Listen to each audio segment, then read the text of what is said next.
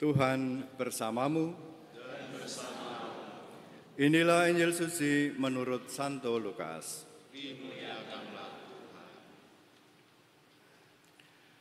Sekali peristiwa, Yesus menyampaikan perumpamaan ini kepada para murid-Nya.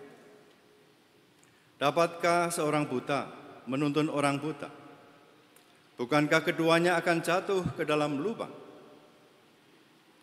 Seorang murid tidak akan melebihi gurunya, tetapi orang yang telah tamat pelajarannya akan menjadi sama dengan gurunya.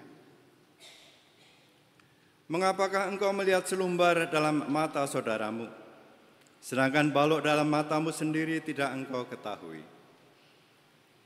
Bagaimana mungkin engkau berkata kepada saudaramu, "Saudara, biarlah aku mengeluarkan selumbar dalam matamu," padahal balok yang dalam matamu tidak engkau lihat? Hai orang munafik, keluarkanlah dahulu balok dari matamu, maka engkau akan melihat dengan jelas untuk mengeluarkan selumbar itu dari mata saudaramu. Tidak ada pohon yang baik yang menghasilkan buah yang tidak baik, dan juga tidak ada pohon yang tidak baik yang menghasilkan buah baik. Sebab setiap pohon dikenal dari buahnya. Karena dari semak duri orang tidak memetik pohon ara, dan dari duri-duri orang tidak memetik buah anggur. Orang yang baik mengeluarkan barang yang baik dari perbendaharaan hati yang baik. Tetapi orang yang jahat mengeluarkan barang jahat dari perbendaharaan hatinya yang jahat. Sebab yang diucapkan mulut meluap dari hatinya. Berbahagialah orang yang mendengarkan sabda Tuhan dan tekun melaksanakannya. Sabdamu adalah jalan, kebenaran dan hidup kami.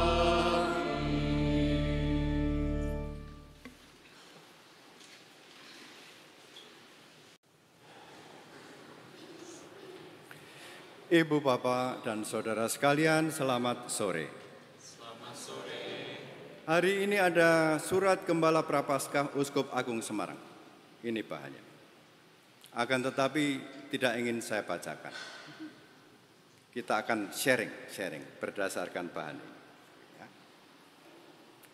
Seperti tadi kita sebutkan, pada hari Rabu minggu depan kita akan masuk pada Prapaskah. Kita akan berhenti sejenak. Kita akan retret cukup panjang, 40 hari. Dan surat Gembala ini mengusulkan bahannya apa? Bahan renungannya adalah perjalanan hidup sebagai peziaran iman kita. Perjalanan kita keseharian, kita refleksikan bagian dari hidup iman kita. Tentu saja ketika kita melihat perjalanan kita, ada yang menggembirakan, ada yang membuat bersemangat, ada yang melelahkan, ada yang membuat kita tidak berdaya, ada yang putus asa. Dan di tengah situasi demikian, kita diingatkan untuk tetap berdiri teguh, tidak goyah, tetap berbuat baik, dan tetap berjalan dalam pengharapan. Oleh karena itu, ada 3 hal yang ingin saya sharingkan. Yang pertama, bagaimana nenek moyang kita sendiri ketika mereka itu berziarah. Yang kedua, bagaimana bacaan hari ini memberikan inspirasi perjalanan kita. Dan yang ketiga, mengapa kita perlu tetap berpengharapan. Yang bagian 1. Ibu, Bapak, dan saudara sekalian, rasanya kita bersyukur kita tinggal di Yogyakarta. Kalau Bapak Ibu mengamati dan juga adik-adik, ada berapa candi di sekitar Yogyakarta dan juga tidak jauh dari sini? Ada berapa candi? Kita hanya bisa menjawab, cukup banyak. Kurang lebih ada 14 candi. Pernahkah Anda mengunjungi candi-candi itu? 1 kali, 2 kali silahkan. Karena apa? Di sana ada banyak hal yang menarik. Khususnya ada gambar-gambar seperti gereja kita ini. Gambarnya banyak. Dan candi-candi itu juga memiliki gambar yang dipahat. Orang menyebutnya relief. Di sana ada gambar, ada ukiran. Dan relief ini tidak hanya merupakan karya seni yang luar biasa, tetapi juga penanda penting dalam kehidupan. Relief ini menggambarkan perjalanan spiritual manusia, menggambarkan rumitnya kehidupan, menggambarkan pencarian makna hidup, jalan menuju pencerahan, ajaran, refleksi, dan warisan batin nenek moyang kita. Dan saya harap gambar-gambar di sini pun juga demikian. Saya ingin mengajak Anda untuk melihat satu relief di Candi Mentut. Tidak jauh dari sini, di dekat Magelang sana. Yang menggambarkan cerita fabel, cerita binatang, kera, dan buaya. Di sana diceritakan, di atas pohon mangga di tepi sungai besar, hiduplah seekor kera bersahabat dengan buaya. Tiap hari kera selalu memberikan mangga kepada buaya. Tetapi rupa-rupanya istri buaya tidak senang melihat persahabatan suaminya dengan kera. Karena apa? Ia mengamati suaminya menjadi terlalu lembut karena banyak makan buah. Dan sering lupa membawakan ayam dan angsa sebagai santapan untuknya. Dan buaya betina kemudian memiliki niat jahat untuk menghabisi kera. Buaya betina mengatakan kepada suaminya bahwa ia sakit parah dan obatnya adalah jantung kera. Bahkan buaya betina bersandiwara, dia akan segera mati bila jantung tidak tersedia dalam 3 hari. Buaya jantan tentu saja sangat sedih. Istri tercinta segera mati apabila tidak makan jantung kera. Dan dalam kegundahannya, buaya jantan mengundang kera untuk datang ke seberang sungai tempat tinggalnya. Dikatakan di seberang sungai terdapat banyak pohon apel dan juga pohon nangka. Dan buah-buahnya sudah sangat masak. Kemudian kera diminta naik ke atas punggungnya. Dan sesampai di tengah sungai, buaya jantan mulai menyelam. Tentu saja kera menjadi sangat panik. Dia bertanya, mengapa buaya tega berbuat demikian kejinya? Kemudian buaya jantan berkata bahwa istrinya sedang sakit parah dan harus makan jantung kera sebagai obatnya. Sehingga ia harus melakukan hal demikian pada kera. Kera kemudian berkata, dia akan selalu memberikan apa saja yang diminta buaya. Tetapi sebelum kematiannya, ada satu rahasia yang ingin dia ceritakan. Kita tahu bahwa kera meloncat dari ujung dahan satu ke ujung yang lain. Oleh karena itu membawa jantung di dalam badan itu sangatlah berisiko. Oleh karena itu kera mengatakan, saya menyembunyikan jantungku di sebuah dahan yang tertutup oleh kerimbunan dedaunan. Buaya jantan diminta segera kembali menepi ke dekat pohon mangga agar ia dapat segera mengambil jantung untuk diserahkan.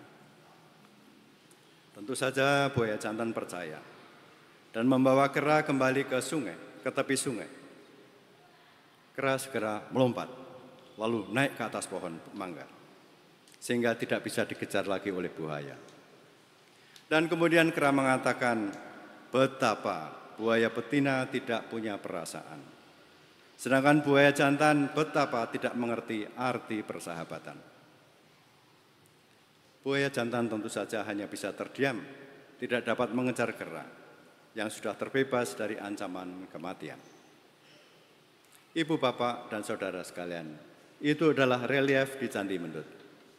Dan di sana rupa-rupanya nenek moyang kita ingin bercerita, jika menghadapi persoalan yang berat, berpikirlah secara jernih. Berpikirlah, berhentilah sejenak untuk berpikir dengan tenang. Karena diharapkan di sana bisa ditemukan berbagai penyelesaian. Yang kedua, ibu, bapak, dan saudara sekalian, Petikan dari Lukas yang kita dengar pada bacaan pada hari ini berupa rangkaian perumpamaan yang berkisar pada watak, tabiat orang, dan pengaruhnya pada orang lain. Rangkaian pepatah ini bisa dipahami sebagai rekaman warisan batin orang-orang yang masih mengenal Yesus, yang kemudian meneruskan kepada para pengikut mereka. Dengan cara itu, ajaran serta kebajikan diturun-temurunkan ke generasi berikutnya, juga kepada kita sekarang ini. Kita tahu, di komunitas di mana saja, biasanya ada orang yang menjadi panutan, tempat bertanya. Mereka ini bertugas membimbing dan menunjukkan jalan hidup yang lebih melegakan, yang memberi kekuatan, yang memberikan pengharapan. Inilah latar belakang perumpamaan-perumpamaan yang tadi kita dengarkan. Yesus mengatakan dalam perumpamaan kepada mereka, "Dapatkah orang buta menuntun orang buta? Bukankah keduanya akan jatuh ke dalam lubang?" Rasanya maknanya cukup jelas. Orang yang tidak bisa melihat tentu saja tidak mampu memberikan cara untuk menunjukkan jalan kepada orang lain. Bila terjadi, maka risiko keduanya terjerumus akan menjadi sangat nyata. Dan apa maksudnya? Tentu saja ungkapan ini tidak untuk mengutarakan perkara orang buta menuntun orang buta belaka, tetapi untuk mengajak orang berpikir, apakah aku betul-betul memiliki mata hati yang jernih? Apakah aku mampu melihat arah yang benar dan mewaspadai bahaya? Dan ini merupakan tawaran untuk kita untuk mawas diri, juga untuk ajakan untuk kita tidak merasa bahwa kita tahu segala-galanya. Bahkan di sana terdapat sebuah sindiran.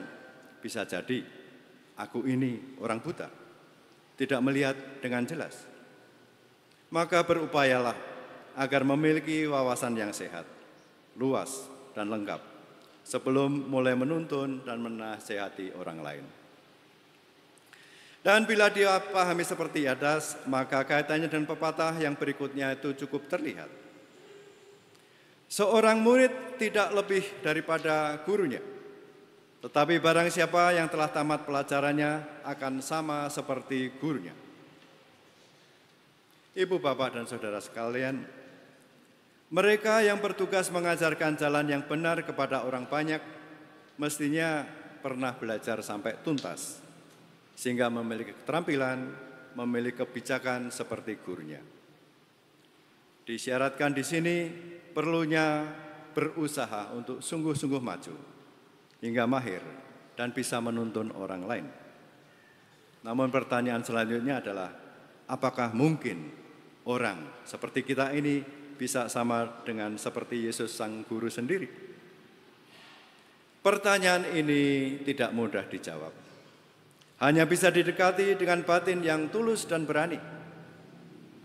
Meski amat dekat dengan Allah sendiri, sehingga dapat membawakan wajah ilahi ke orang banyak, Yesus menurut warja perjanjian baru menjadi sama seperti kita-kita ini. Inilah warta terdalam iman Kristiani. Nah, bila begitu, maka masuk akal bila kita memang dapat sama dengan Dia, asal kita membiarkan diri ke sana dengan segala kelemahan serta kerapuan kita. Pepatah ini kedengarannya biasa-biasa saja. Sebetulnya memuat ajaran batin yang amat dalam, meski tetap sederhana. Yang ketiga, mengapa engkau melihat selumbar dalam mata saudaramu, sedangkan balok dalam matamu sendiri tidak engkau ketahui? Ibu, bapak, dan saudara sekalian, memang biasanya lebih mudah melihat kekurangan orang lain daripada kelemahan kita sendiri. Ungkapan ini mengajak kita untuk berkaca. Apakah penglihatanku terhalangi oleh balok pikiran serta keyakinan kita sendiri yang kerap kali membuat kita tidak mampu melihat yang baik dalam diri orang lain? Malah kita seolah merasa perlu menolong orang dengan mengeluarkan serpih kecil di mata orang lain. Tetapi serpih itu sebetulnya hanya cermin balok yang membutakan mata batin sendiri. Catatan terakhir. Ibu, bapak, dan saudara sekalian, surat gembala yang ada di sini itu mengajak kita untuk merenungkan perjalanan pejiaran hidup dalam iman kita. Kita mengakui dalam perjalanan kita, kadang kita tidak mampu menemukan arah. Bahkan kadang kita tersesat ketika begitu mengutamakan kepentingan diri lebih dari kehendak Allah. Ketika kita merasa paling benar, paling suci, dengan menunjuk kekurangan orang lain.